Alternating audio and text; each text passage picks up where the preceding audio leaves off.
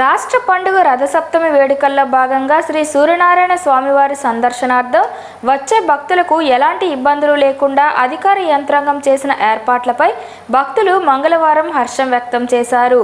దర్శనం అనంతరం వచ్చే భక్తులకు ఎలాంటి ఇబ్బందులు ఉన్నాయో నడుచుకుంటూ వచ్చే భక్తులకు జిల్లా కలెక్టర్ స్వప్నిల్ దినకర్ పొండుకర్ స్వయంగా అడిగి తెలుసుకున్నారు.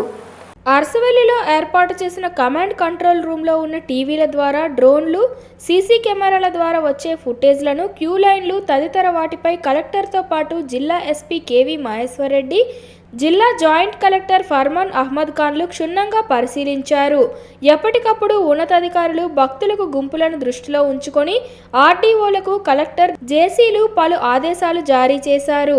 వచ్చే భక్తుల గుంపులను జిల్లా ఎస్పీ కేవీ మహేశ్వర్ రెడ్డి, డీఎస్పీలు, సీఐలకు క్యూ లైన్లో ఎలాంటి అవాంఛనీయ ఘటనలు జరగకుండా, ఎలాంటి అసౌకర్యం కలగకుండా తగు జాగ్రత్తలు తీసుకోవాలని ఆదేశించారు.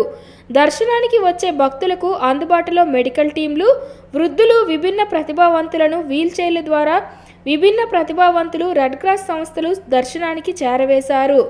దర్శనాలు వేగవంతం అయ్యే విధంగా అధికార యంత్రాంగం పటిష్టమైన చర్యలు చేపట్టింది.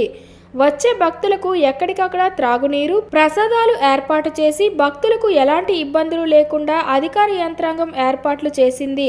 స్వచ్ఛంద సంస్థలు త్రాగునీరు, ప్రసాదాలు, భోజనాలు, మజ్జిగ తదితర ఏర్పాట్లు చేశారు. ఎప్పటికప్పుడు పరిశుభ్రంగా ఉండేలా మున్సిపల్ సిబ్బంది శానిటేషన్లో పాల్గొన్నారు.